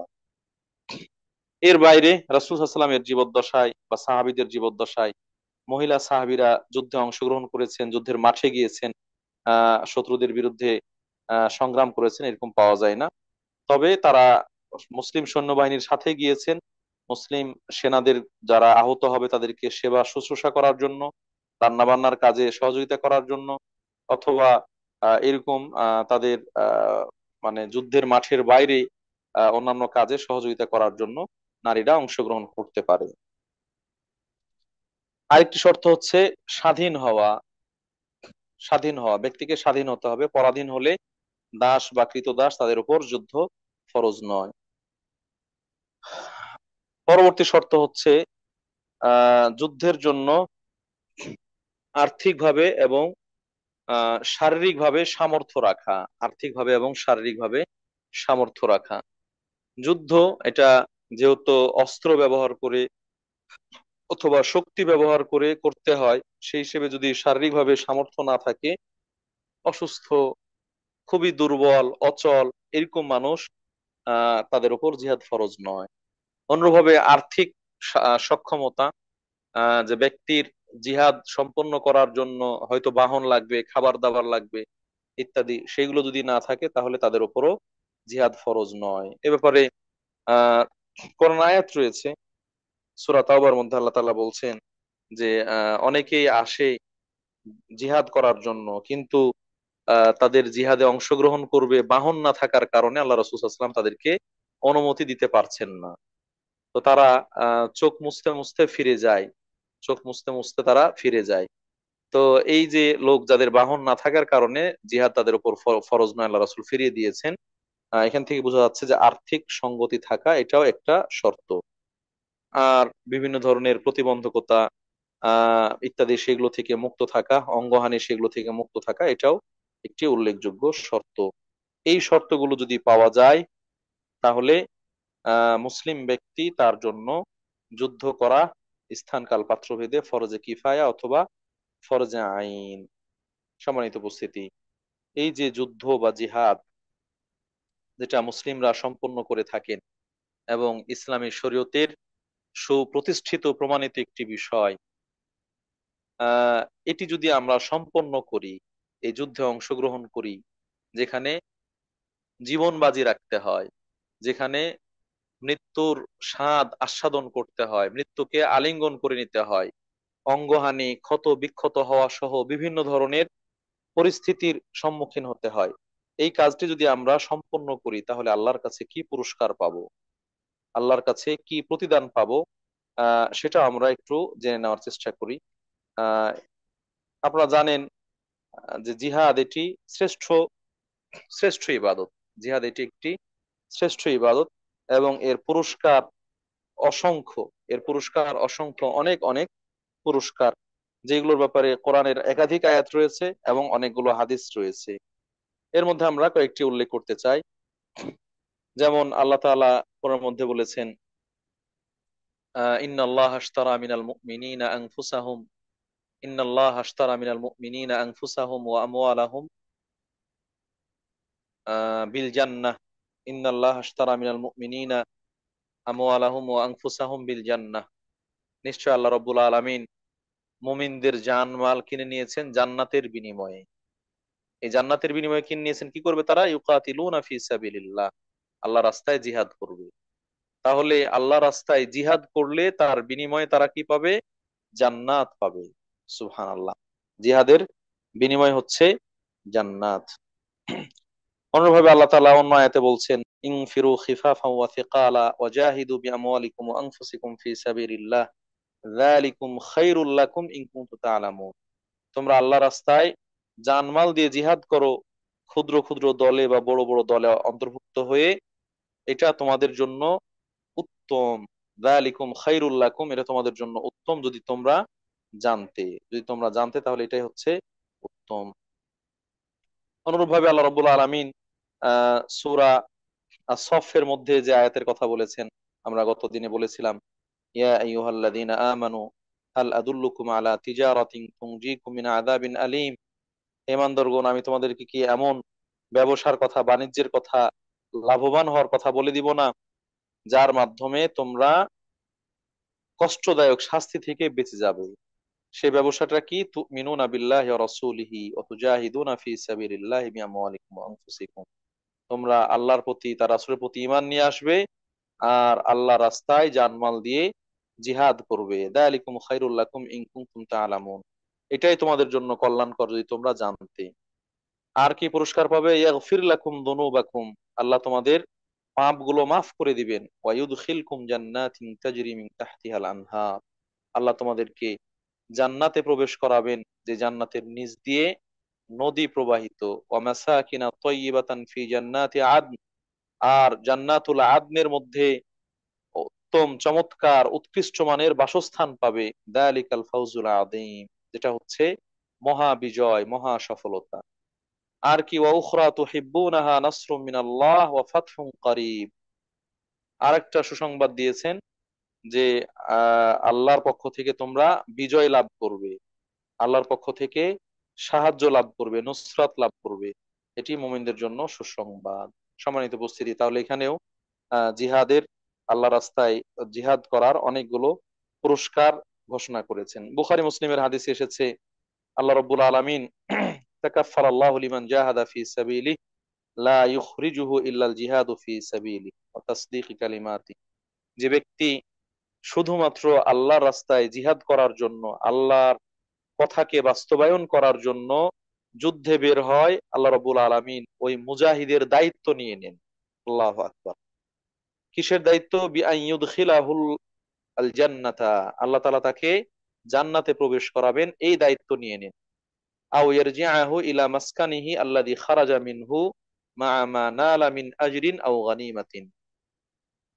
যদি যুদ্ধের মাঠে মাঠে মারা যায় তাহলে সে জান্নাতে প্রবেশ করবে। আর যদি মারা না যায় তাহলে সে যেই ঘর থেকে বের হয়েছিল সেই ঘরে ফিরে আসবে গাজী হয়ে, গনিমত সহকারে এবং সওয়াব নিয়ে, প্রতিদান। ওয়াল্লাযী নাফসু মুহাম্মাদিন বিয়াদিহি, আল্লাহর শপথ যার হাতে মুহাম্মদের প্রাণ, মা মিন কালিমিন ইউকলামু ফি সাবিলিল্লাহ ইল্লা জাআ ইয়াউমাল কিয়ামাতি কাহাইআতিহি হিনা কুলিম। কোন ব্যক্তি তার দেহে যে ক্ষত বিক্ষত হয়, আহত হয়, আঘাত পায়, এই সকল আহতগুলো, ক্ষতগুলো নিয়ে কিয়ামতের দিন সে সেইভাবে উপস্থিত হবে যেন টাটকা ক্ষত, আহত। লাউনুহু লাউনু দামিন, একেবারে রক্তের রং ঠিক থাকবে। ওয়ারিহুহু মিসকুন, আর সে আহত স্থান থেকে মিসকের সুঘ্রাণ বের হবে। ওয়াল্লাযী নাফসি মুহাম্মাদুন বিয়াদিহি লাউলা আন ইয়াশুক্কা আলাল মুসলিমিনা মা কাআদতু খিলাফা সারিয়াতিন। আল্লাহর শপথ, যদি মুসলিমদের জন্য কষ্টকর না হয়ে যেত তাহলে আমি কোন যুদ্ধ থেকেই বিরত থাকতাম না, সকল যুদ্ধে বের হতাম। ওয়ালাকিন লা আজিদু সাআতান ফাআহমিলুহুম, আমি যুদ্ধে বের হলে মুসলিমরাও বের হবে, তখন সবাইকে যুদ্ধে যাওয়ার মতো যে পরিস্থিতি দরকার সেটা আমি পাই না। ওয়ালা ইয়াজিদুনা সাআতান, তারাও সেই সুযোগ পায় না, যার কারণে তাদের জন্য যুদ্ধে থেকে পিছিয়ে থাকা কষ্টকর হয়ে যায়। এই জন্যই আমি মাঝে মাঝে যুদ্ধ থেকে পিছিয়ে থাকি, না হলে সকল যুদ্ধে অংশগ্রহণ করতাম। আল্লাহ রাসূল সাল্লাল্লাহু আলাইহি ওয়াসাল্লাম এই যুদ্ধে শহীদ হওয়ার গুরুত্ব তুলে ধরে আরো বলছেন, ওয়ালা ওয়াদিদতু আন্নি আগজু ফি সাবিলিল্লাহ ফাউকতাল সুম্মা আগজু ফাউকতাল সুম্মা আগজু ফাউকতাল। আমার মনটা চায়, হৃদয়ে ব্যাকুলতা দেখায় যে আমি আল্লাহর রাস্তায় যুদ্ধ করে নিহত হতাম, আবার হায়াত দেয়া হলে আবার যুদ্ধ করে আবার নিহত হতাম, আবার হায়াত পেলে আবার যুদ্ধ করে নিহত হতাম। অর্থাৎ আমি যতবার প্রাণ ফিরে পেতাম ততবার আল্লাহ রাস্তায় যুদ্ধ করে আমার প্রাণটাকে বিসর্জন দিতাম, নিহত হতাম, শাহাদাত বরণ করতাম। এটি যেন আমার কামনা। সম্মানিত উপস্থিতি, রাসূলুল্লাহ সাল্লাল্লাহু আলাইহি ওয়াসাল্লাম যুদ্ধের সম্মান বা মর্যাদা, শ্রেষ্ঠত্ব সেটি বুঝতে পেরে এই ধরনের নিজের অভিব্যক্তি এবং কামনা উপস্থাপন করেছে। এক সাহাবী এসে আল্লাহ রাসূল সাল্লাল্লাহু আলাইহি ওয়াসাল্লামকে জিজ্ঞাসা করলেন, সহিহ হাদিস, যে ইসলামের কোন কাজটি শ্রেষ্ঠ, আইউল আমালি আফদাল, কোন কাজটি শ্রেষ্ঠ? ক্বালা ঈমানুন বিল্লাহি ওয়া রাসূলিহি। কিলা সুম্মা মাযা? ক্বালা আল জিহাদু ফি সাবিলিল্লাহ। আল্লাহ এবং তার রাসূলের প্রতি ঈমান নিয়ে আসা, এটা হচ্ছে শ্রেষ্ঠ কাজ। মুসলিম হয়, এটা হলো শ্রেষ্ঠ কাজ। এরপর আল্লাহ রাসূল জিজ্ঞাসা করলো তারপরেরটা কি? তিনি বললেন আল্লাহ রাস্তায় যুদ্ধ করা, জিহাদ করা, এটা হচ্ছে শ্রেষ্ঠ কাজ। এরপরে বলা হলো কি? আল্লাহ রাসূল বললেন যে আল্লাহর রাস্তায় মাকবুল হজ করা, কবুল হজ করা। তাহলে এখানে আল্লাহ রাস্তায় জিহাদ করা এটা শ্রেষ্ঠ কাজ হিসেবে আখ্যায়িত করা হয়েছে। অনুরূপভাবে আরেকটি সহিহ হাদিসে এসেছে, আল্লাহ রাসূল সাল্লাল্লাহু আলাইহি ওয়াসাল্লাম বলছেন, তিন শ্রেণীর মানুষ যাদেরকে সাহায্য করা আল্লাহর জন্য আবশ্যক হয়ে যায়, আল্লাহর উপর আবশ্যক হয়ে যায়, আল্লাহ নিজের উপর আবশ্যক করে নেন তিন ধরনের মানুষকে সাহায্য করা। এর মধ্যে হচ্ছে আল মুজাহিদু ফি সাবিলিল্লাহ, যে মুজাহিদ আল্লাহ রাস্তায় জিহাদ করার জন্য বের হয়। অল মুকাতাবু আল্লাযী ইউরিদুল আদা, যে কৃতদাস নিজের নির্ধারিত মূল্য বা চুক্তিকৃত মূল্য পরিশোধের জন্য চেষ্টা করে। ওয়ান্নাকিহু আল্লাযী ইউরিদুল আফাফ, যে ব্যক্তি নিজের চরিত্র সংরক্ষণ করার জন্য বিবাহ করতে আগ্রহী, তাকেও সাহায্য করা আল্লাহর জন্য আবশ্যক হয়ে যায়। সম্মানিত উপস্থিতি, এইভাবে জিহাদের মৃত্যুর পরবর্তীতে আরো অনেকগুলো পুরস্কারের কথা বলা হয়েছে, যেটা আমরা সূরা বাকারার এখানে পাই, সূরা আলে ইমরানের মধ্যে পাই। ওয়ালা তাকুলু লিমান ইউকতালু ফি সাবিলিল্লাহি আমওয়াত বাল আহইয়া, যারা আল্লাহর রাস্তায় শাহাদাত বরণ করে তাদেরকে তোমরা মৃত বলো না, বরং তারা জীবিত। অন্য আয়াতে এসেছে আহ বাল আহিয়া ইউরজাকুন, তারা জীবিত এবং তাদেরকে রিজিক দেওয়া হয়, তারা জান্নাতে রিজিক লাভ করে। সম্মানিত উপস্থিতি, জিহাদের ফজিলত বলতে গিয়ে আল্লাহ রাসূলুল্লাহ সাল্লাল্লাহু আলাইহি ওয়াসাল্লাম আরো বলছেন, রিবাতু ইয়াউমিন ফি সাবিলিল্লাহি খায়রুম মিনাদ দুনিয়া ওয়া মা আলাইহা। একদিন আল্লাহ রাস্তায় পাহারা দেওয়া, একদিন আল্লাহ রাস্তায় পাহারা দেওয়া, সময় কাটানো, এটা যেন দুনিয়া এবং দুনিয়ার মধ্যে যা কিছু রয়েছে তার থেকে শ্রেষ্ঠ। ওয়া মাউদিউ সাউতি আহাদিকুম মিনাল জান্নাতি খায়রুম মিনাদ দুনিয়া ওয়া মা আলাইহা। আর জান্নাতের একটা অংশ, আহ এক বিঘত অংশ বা এক চাবুক পরিমাণ অংশ দুনিয়া এবং দুনিয়াতে যা রয়েছে তার থেকে শ্রেষ্ঠ। তো এখানে আল্লাহ রাস্তায় জিহাদ করা, এখানে সাবিলুল্লাহ দ্বারা উদ্দেশ্য হচ্ছে আল্লাহ রাস্তায় জিহাদ করা, সেটার কথা উল্লেখ করেছেন। যারা আল্লাহ রাস্তায় জিহাদ করবে তাদের জন্য আল্লাহ রাসূল সাল্লাল্লাহু আলাইহি ওয়াসাল্লাম জান্নাতে বিশাল মর্যাদার কথা বলেছেন। ইন্না ফিল জান্নাতি মিআতু দারাজা আ'আদ্দাহা আল্লাহু লিল মুজাহিদিনা ফি সাবিলিল্লাহ। আল্লাহ রাব্বুল আলামিন আল্লাহ রাস্তায় জিহাদকারী মুজাহিদদের জন্য জান্নাতে 100টা স্তর রেখেছেন, সম্মানের 100টা স্তর রেখেছেন। যেই 100টা স্তর, প্রত্যেকটা 2 স্তরের মধ্যে পার্থক্য হচ্ছে, ব্যবধান হচ্ছে আসমান জমিনের যেরকম ব্যবধান, এরকম ব্যবধান। আল্লাহু আকবার। এতটা মর্যাদা যারা মুজাহিদ তাদের জন্য আল্লাহ রাব্বুল আলামিন নির্ধারণ করে রেখেছেন। বুখারী এবং মুসলিমের আরেকটি হাদিস এসেছে, মা আহাদুন ইয়াদখুলুল জান্নাতা ইউহিব্বু আন ইয়ারজিআ ইলা দুনিয়া ওয়া লাহু মা আল আরদি মিন শাইইন ইল্লা শাহীদ। দুনিয়া থেকে কেউ মারা যাওয়ার পরে জান্নাতে গেলে, মারা যাওয়ার পরে আবার দুনিয়ায় ফিরে আসতে চাইবে না। কোনো ব্যক্তি জান্নাতে প্রবেশ করার পর আর কখনোই দুনিয়াতে ফিরে আসতে চাইবে না, তবে একমাত্র শহীদ ব্যক্তি ছাড়া, শহীদ ব্যক্তি ছাড়া। সে কামনা করবে ইয়াতামান্না আইয়ারজিআ ইলা দুনিয়া ফায়ুকতালা 10 মাররাত, দুনিয়ায় ফিরে এসে আবার মারা যাবে, আবার জিহাদ করবে, আবার মারা যাবে, এইভাবে সে 10 বার মৃত্যুবরণ করার কামনা করবে। কেন? লিমা ইয়ারা মিনাল কারামা, মুজাহিদদের যে সম্মান মর্যাদা শ্রেষ্ঠত্ব, এটা জানার কারণে, এটা বুঝতে পারার কারণে এই ব্যক্তি এইভাবে বারবার আল্লাহ রাস্তায় শহীদ হতে কামনা করবে, মারা যাওয়ার আকাঙ্ক্ষা করবে, জিহাদ করে আল্লাহ রাস্তায় শহীদ হওয়ার আকাঙ্ক্ষা করবে। সম্মানিত উপস্থিতি, এইভাবে আল্লাহ রাসূল সাল্লাল্লাহু আলাইহি সাল্লাম মুজাহিদদের বা আল্লাহ রাস্তায় যারা জিহাদ করবে তাদের ফজিলতের কথা বলেছেন, যেগুলো আরো অনেক, আমার নোটে অনেকগুলো রয়েছে, কিন্তু আমরা সময়ের দিকে খেয়াল রেখে সেগুলো আর উল্লেখ করতে চাচ্ছি না। তবে যতটুকু উল্লেখ করেছি এর মধ্যে আমাদের কাছে এটি সুস্পষ্টভাবে প্রতীয়মান হয়েছে, প্রমাণিত হয়েছে যে নিশ্চয় জিহাদ ফি সাবিলিল্লাহ, আল্লাহ রাস্তায় যুদ্ধ করা, সংগ্রাম করা, এটি একটি অত্যন্ত মর্যাদাকর, সম্মানজনক আহ কর্ম, যার মাধ্যমে একদিকে ইসলাম প্রতিষ্ঠিত হবে, বিজয় লাভ করবে, মানুষ সম্মানের, মুসলিমরা সমুন্নত হবে, সম্মানের আসনে অধিষ্ঠিত হবে, ইসলাম বিজিত হবে, আল্লাহ রাব্বুল আলামিনের কালিমা এটা বুলন্দ হবে, উঁচু হবে। অন্যদিকে যারা এই জিহাদে অংশগ্রহণ করবেন, মুজাহিদ যদি বেঁচে থাকেন গাজী হিসেবে অনেক বড় সম্মানের অধিকারী হবেন। আর যদি মারা যান, শহীদ হন, তাহলে তারা জান্নাতে অসংখ্য নাজ নিয়ামত এবং পুরস্কারের মধ্যে থাকবেন, যেটা অন্যান্য ভাবে মৃত্যুবরণ করার কারণে লাভ করতে পারবেন না। প্রিয় উপস্থিতি, অতএব যদি কখনো জিহাদের পরিস্থিতি তৈরি হয়, জিহাদের পরিস্থিতি তৈরি হয়, যুদ্ধের পরিস্থিতি তৈরি হয়, তাহলে একজন মুমিন ও মুসলিম সেখান থেকে পিছু পা থাকবে না, পিছু পা হবে না, পা সরিয়ে রাখবে না, দূরে সরে থাকবে না।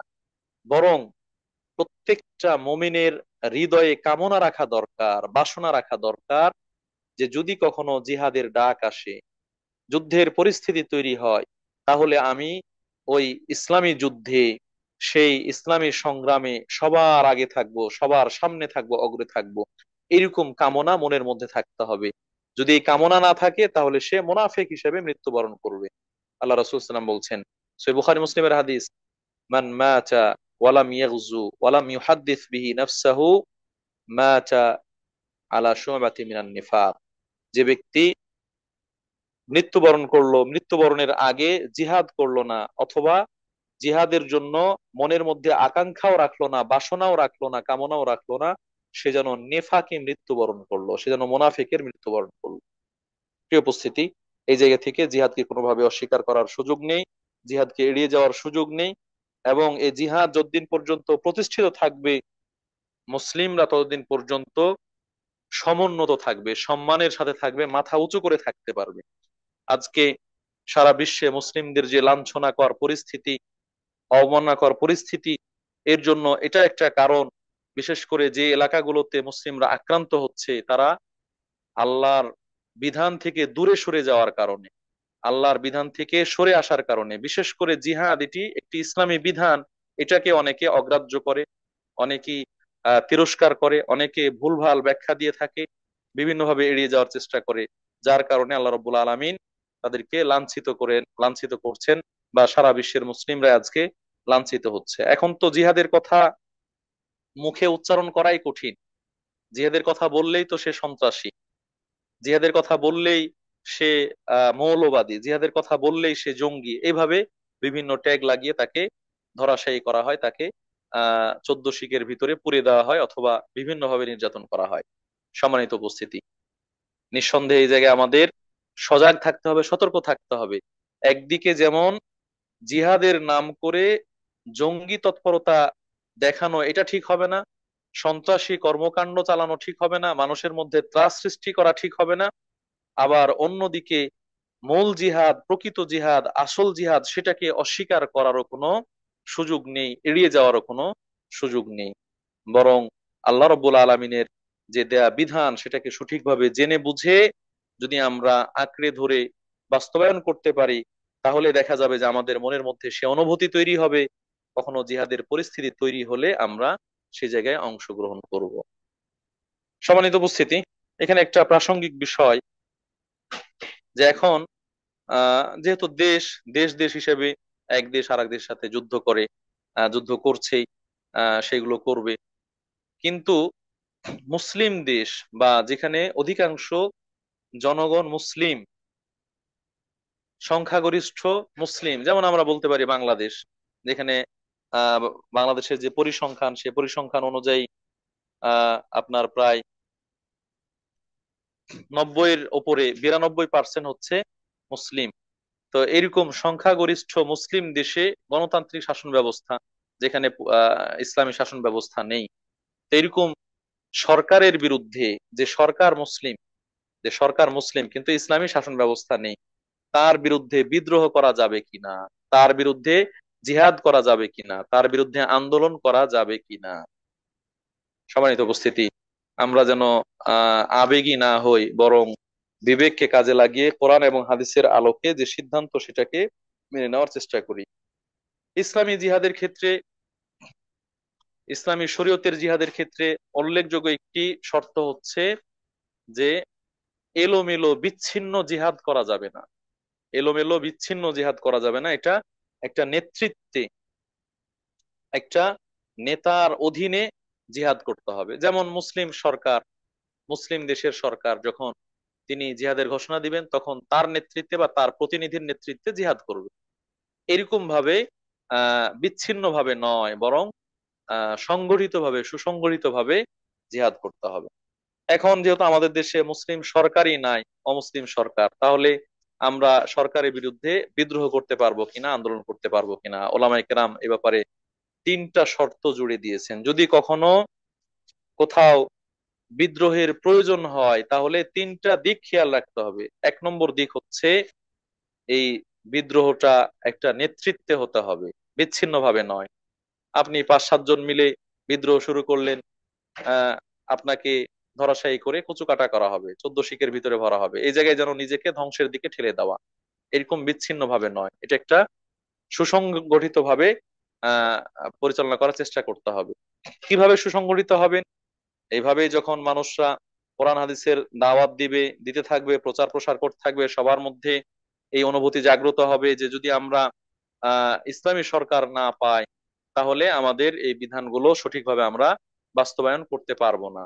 আমরা বাধাগ্রস্ত হচ্ছি, কোনোভাবে আমরা আমাদের ঈমান আকীদা ঠিক রাখতে পারছি না, আমরা সালাত পড়তে পারছি না, এরকম পরিস্থিতি হয় বাস্তবে, তাহলে সেই জিনিসের প্রয়োজনীয়তা অনুধাবন করে মুসলিমরা একত্রিত হবে, দলবদ্ধ হবে এবং দলবদ্ধভাবে বিদ্রোহ শুরু করবে।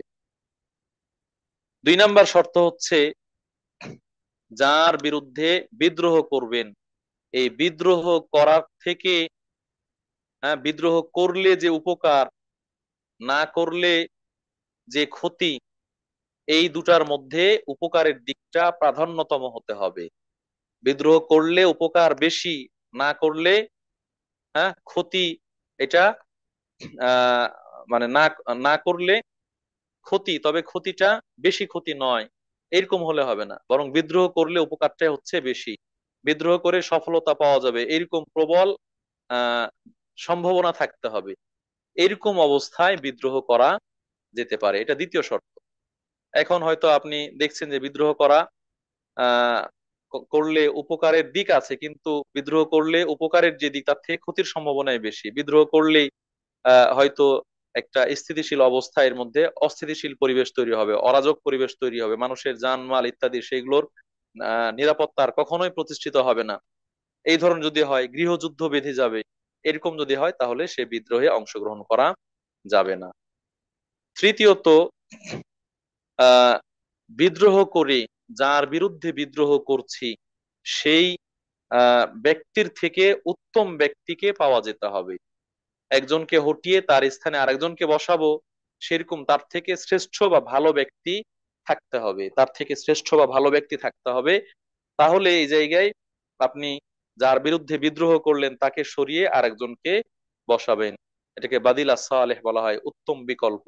উত্তম বিকল্প না থাকলে আপনি বিদ্রোহ করলেন, কিন্তু দেখা যাবে হ্যাঁ যেই কলা গাছ সরালেন ওর পরিবর্তে আরেকটা কলা গাছ আসবে, যেই মাথাকে সরালেন তার পরিবর্তে আরেকটা মাথা আসবে, যাদের উদ্দেশ্য, যাদের কর্মতৎপরতা তারা সবই একই। যেমন আমাদের বাংলাদেশ দিয়ে উদাহরণ দিচ্ছি আমরা, বাংলাদেশের আলোকে বাংলাদেশে যে সকল রাজনৈতিক দল আছে, এটা বিএনপি হোক, আওয়ামী লীগ হোক, জাতীয় পার্টি হোক, জামাতে ইসলামী হোক, ইসলামী শাসনতন্ত্র হোক, খেলাফত আন্দোলন, খেলাফত মজলিস সহ আরো ডান বাম যত দল রয়েছে, সকল দল সকল দল এদের যেন কার্যক্রম একই রকম, কার্যক্রম একই রকম, কেউ একটু কম, কেউ একটু বেশি, কেউ একটু কম, কেউ একটু বেশি। আজকে আওয়ামী লীগকে সরিয়ে বিএনপি কে নিয়ে আসবেন, একই অবস্থা।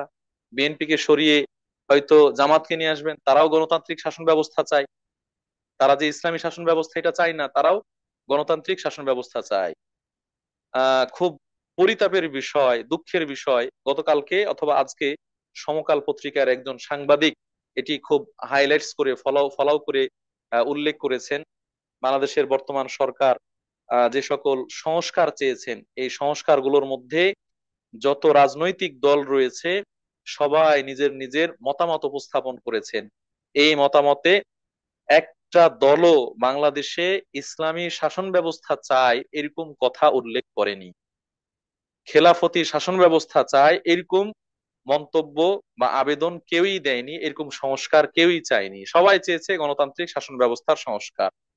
লা হাওলা ওয়ালা কুওয়াতা ইল্লা বিল্লাহ। আমরা যাদেরকে মনে করছি জামাতে ইসলামী অথবা ইসলামী শাসনতন্ত্র অথবা খেলাফতে মজলিস, খেলাফত আন্দোলন ইত্যাদি, এরা ইসলামী সমাজ কায়েম করে বসবে, ইসলামী দেশ কায়েম করে বসবে, তারা পর্যন্ত ইসলামী রাষ্ট্র কায়েম করার প্রস্তাবনা সেখানে উপস্থাপন করেনি। সম্মানিত উপস্থিতি, অতএব এরকম জায়গায় আপনি কাকে নতুন করে ক্ষমতায় বসাবেন, কাকে সরিয়ে কাকে বসাবেন?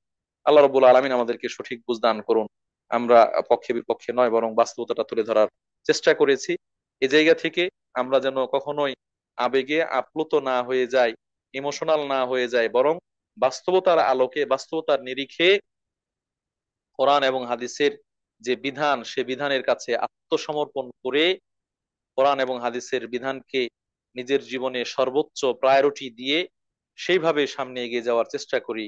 আল্লাহ রাব্বুল আলামিন আমাদেরকে তৌফিক দান করুন, আমিন। এর সাথে, এই জিহাদের সাথে আরো সংশ্লিষ্ট কিছু বিষয় যেগুলো আসে, যেগুলো হয়তো স্থানকাল পাত্রভেদের প্রয়োজন, সবসময় প্রয়োজন নয়। কাফেরদেরকে হত্যা করা, যুদ্ধে যদি বন্দী হয় তার বন্দীদের ব্যবস্থা, মুসলিমরা যুদ্ধে জয়লাভ করলে সেখানে গনিমত রয়েছে, সেগুলো বন্টন ব্যবস্থা ইত্যাদি ইত্যাদি, যেগুলো হয়তো এগুলোর সাথে সংশ্লিষ্ট নয়। আমরা এই জন্য সেই আলোচনাগুলোকে এড়িয়ে যাচ্ছি। মোটামুটি আমরা গতদিন এবং আজকে যে জিহাদ সংক্রান্ত আলোচনা করলাম, এখানে সারমর্ম হিসেবে বলতে পারি জিহাদ এটি এটি ইসলামী পরিভাষা, এবং এর পরিধি অনেক ব্যাপক, এবং এটা আহ কোন কোন দিক থেকে সকল মুমিন ও মুসলিম নারী পুরুষ ছোট বড় সবার জন্য আবশ্যক। কোন কোন দিক থেকে এটি শুধু পুরুষদের জন্য স্থানকাল পাত্রভেদে বিশেষ ব্যক্তির জন্য আবশ্যক, অন্যদের জন্য আবশ্যক নয়। তবে যেগুলো সকলের জন্য আবশ্যক, নিজের কুপ্রবৃত্তির বিরুদ্ধে জিহাদ করা, নিজের যেই খারাপ মন্দ চাহিদা রয়েছে সেগুলোর বিরুদ্ধে জিহাদ করা ইত্যাদি, এগুলো আমাদের সকলের জন্য আবশ্যক এবং অপরিহার্য। আল্লাহর বিধান পালনের জন্য যে সংগ্রাম প্রচেষ্টা, সেগুলোর জন্য প্রচেষ্টা করা, এগুলো অপরিহার্য আবশ্যক। এইগুলোর জায়গা থেকে আমাদের পিছিয়ে থাকার কোনো সুযোগ নেই। আবার সংকুচিত অর্থে আল্লাহ রাস্তায় যে সশস্ত্র সংগ্রাম, এটাকে যেমন অপব্যাখ্যা করে সন্ত্রাসী কর্মকাণ্ড ঘটানোর সুযোগ নেই, অনুরূপ ভাবে এটাকে এড়িয়ে যাওয়ার অথবা এটাকে বাদ দেওয়ার, অস্বীকার করারও সুযোগ নেই। আল্লাহ রব্বুল আলামিন আমাদের সকলকে মনের মধ্যে জিহাদের যে তামান্না আকাঙ্ক্ষা, সেটা রেখে ধারণ করে তার দাবি এবং চাহিদা অনুযায়ী সামনের দিকে এগিয়ে যাওয়ার, আমাদের আমলগুলো পরিচালনা করার তৌফিক দান করুন, আমিন। এই বলে আমি আমার আলোচনা এখানে শেষ করছি। ওয়া আখিরু দাওয়ানা আলহামদুলিল্লাহি রাব্বিল আলামিন। আমরা আল্লাহর কাছে দোয়া করছি, যারা দীর্ঘ সময় ধরে কষ্ট করে আমাদের এই কথাগুলো শুনছেন, আল্লাহ রাব্বুল আলামিন তাদেরকে জাযায়ে খায়ের দান করুন। সত্যিকার অর্থে ইসলামের প্রকৃত জ্ঞান, সঠিক জ্ঞান, এটি আমাদের হৃদয়ে গেঁথে দিন, গেড়ে দিন, যেন আমরা সঠিক পথের উপর প্রতিষ্ঠিত থাকতে পারি, হকের উপর প্রতিষ্ঠিত থাকতে পারি, সঠিক পথ থেকে বিচ্যুত না হই। আল্লাহুম্মা আমিন। আল্লাহ রাব্বুল আলামিন আমরা যেন আমাদের চলায় ফেরায় উঠায় বসায়, আমাদের লেনদেনে, আমাদের ইবাদত বন্দেগী আমল আখলাক সকল ক্ষেত্রে, আমাদের ব্যক্তি জীবন, পারিবারিক জীবন, সামাজিক জীবন, রাষ্ট্রীয় জীবন, জন্ম মৃত্যুর সকল বিষয়ে ইসলামকে প্রাধান্য দিয়ে, ইসলামের বিধানকে প্রাধান্য দিয়ে আমরা আমাদের জীবন পরিচালনা করতে পারি, সে তৌফিক দান করুন, আমিন। আল্লাহ রাব্বুল আলামিন আমাদের হৃদয়ের মধ্যে দ্বীন ইসলামের প্রতি ভালোবাসা, নবী রাসূলদের প্রতি ভালোবাসা, আল্লাহর প্রতি ভালোবাসা, আল্লাহর বিধানের প্রতি ভালোবাসা, এটাকে আরো বাড়িয়ে দিন, এটাকে আরো গাঢ় করুন, এটাকে আরো মজবুত করুন, শক্ত করুন।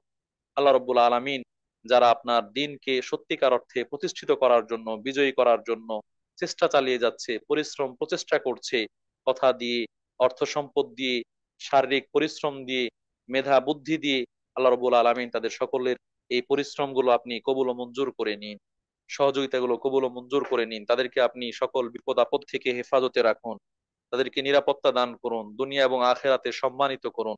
আল্লাহুম্মা আমিন। আল্লাহ রাব্বুল আলামিন আমাদের কাছে অনেকেই দোয়া চেয়েছেন, আমরা শুরুর দিকে দোয়া করেছি। কয়েক বোন অসুস্থ রয়েছেন, কয়েকদিনই বোন অসুস্থ রয়েছেন, হসপিটালে আছেন। কারো কারো জীবনের একেবারে অন্তিম মুহূর্ত, শেষ পর্যায়ে সে অবস্থায় আছেন, কেউ কেউ হয়তো প্রাথমিক পর্যায়ে আছেন। আমরা সকল অসুস্থ দিনী ভাই ও বোনদের জন্য দোয়া করছি। আল্লাহ রবুল আলামিন যাদের জন্য সুস্থ হওয়া ভালো, কল্যাণকর, তাদের জন্য সুস্থতার ব্যবস্থা করে দেন, সুস্থ চাদরে আবৃত করেন। আর যারা দুনিয়া থেকে চলে যাওয়াটাই কল্যাণকর, জীবনের শেষ পর্যায়ে আছেন, আল্লাহ রবুল আলামিন তাদেরকে যেন ঈমানের সাথে সৎ আমলের মধ্যেই দুনিয়া থেকে যাওয়ার ব্যবস্থা করেন। আল্লাহুম্মা আমিন। আল্লাহ রবুল আলামিন আহ যাদের ছেলে মেয়ে আত্মীয় স্বজন মারা গিয়েছে, আল্লাহ রবুল আলামিন তাদেরকে ধৈর্য ধারণ করার তৌফিক দান করুন। মৃত ব্যক্তিদেরকে, বিশেষ করে মুসলিম মৃতদেরকে আপনি ক্ষমা করে দিন, তাদের ভুল ত্রুটিগুলো মাফ করে কবরের আযাব মাফ করে দিন, কবরকে জান্নাতের অংশ বানিয়ে দিন। আল্লাহ রবুল আলামিন সারা বিশ্বে মুসলিমরা বিভিন্ন ভাবে নির্যাতিত হচ্ছে, নিষ্পেষিত হচ্ছে, আপনি নির্যাতিত নিষ্পেষিত মুসলিমদের সহায় হয়ে যান, তাদেরকে হেফাজত করুন, তাদেরকে সে বিপদ থেকে উদ্ধার করুন। সারা বিশ্বে বিভিন্ন জায়গায় মুসলিম মা ও বোনেরা পারিবারিক কলহের মধ্যে, দাম্পত্য জীবনের অশান্তির মধ্যে আছেন, আল্লাহ রবুল আলামিন সেগুলোর সুষ্ঠু সমাধান দান করুন, শান্তিপূর্ণ জীবনযাপন করার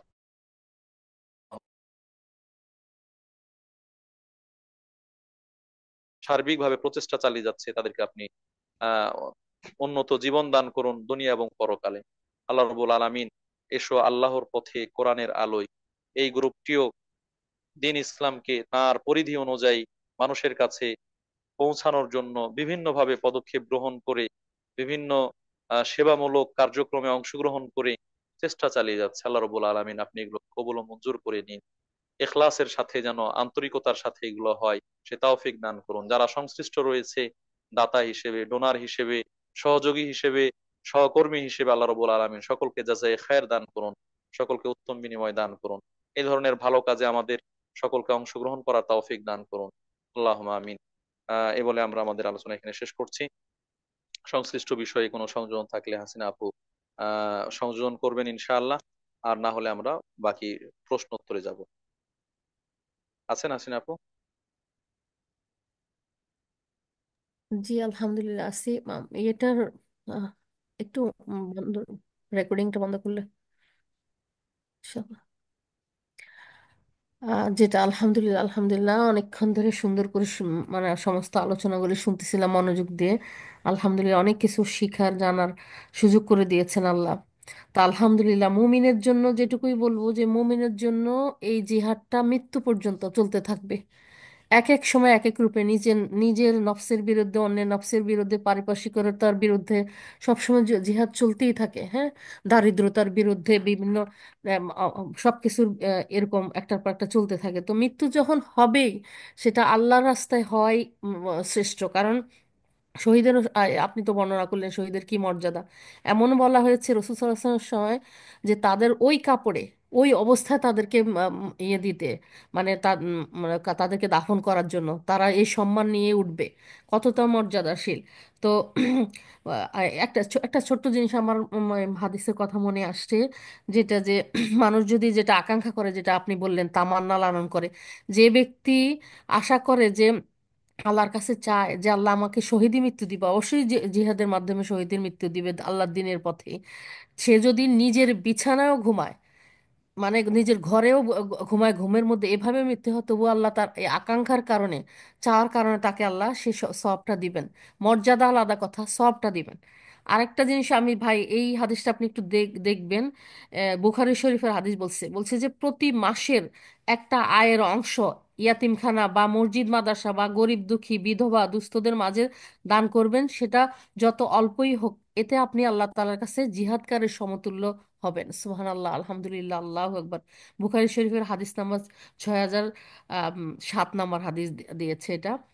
তো আলহামদুলিল্লাহ, আমরা যদি আশাও করি, বলছে না পৃথিবীর 4 শ্রেণীর মানুষের, আমরা যদি আকাঙ্ক্ষাও করি, জিহাদ তো চলতেই থাকে ভাই প্রতি মুহূর্তে। আপনি যেটা বললেন পর্দা করার ক্ষেত্রে, অজু করার ক্ষেত্রে, নিজের মধ্যে যে এখন ঠান্ডা লাগবে, এখন অজু করবো না, এক অজুতে ছেড়ে যাব, আচ্ছা একটু উঠো, আলসামি, মানে এটা নিজের সাথেও তো চলতে থাকে সব জায়গায়। তো আমরা যেন আল্লাহ এটা মনে রাখি যে আসলে প্রকৃত অর্থে যে জিহাদ, সেটা হলো আল্লাহর দিন প্রতিষ্ঠার ক্ষেত্রে যে জিহাদ, ওখান থেকে আমরা যদি পিছ পা হয়ে যাই, তাহলে সে ব্যক্তি আল্লাহর গজবে পতিত হবে। তাহলে আমরা পুরস্কার চাই, আল্লাহর গজব অসম্মান চাই না। সেই জন্য মনে করতে হবে মুমিনকে, মুমিন যে প্রমাণ করতে হবে। আল্লাহ বলছেন না যে তোমাদেরকে, আল্লাহ যাচ্ছে সূরা আল ইমরানের যে ইয়েটা 142 নম্বর আয়াতটা, তোমরা কি ধারণা করেছো যে জান্নাতে প্রবেশ করবে, অথচ আল্লাহ এখনো জানেন না তোমাদের মধ্যে কারা জিহাদ করছে এবং কারা ধৈর্যশীল। ধৈর্য তো জিহাদের সবচেয়ে বড় অস্ত্র, তাই না? তো আলহামদুলিল্লাহ, আমরা যে যেখানে আল্লাহ সবাইকে মাঠে ময়দানে গিয়ে করতে হবে না, এখন না, প্রত্যেকের ফিল্ড আল্লাহ দিয়েছেন, প্রত্যেক জায়গায় কিন্তু আল্লাহ পরীক্ষার সম্মুখীন করছেন।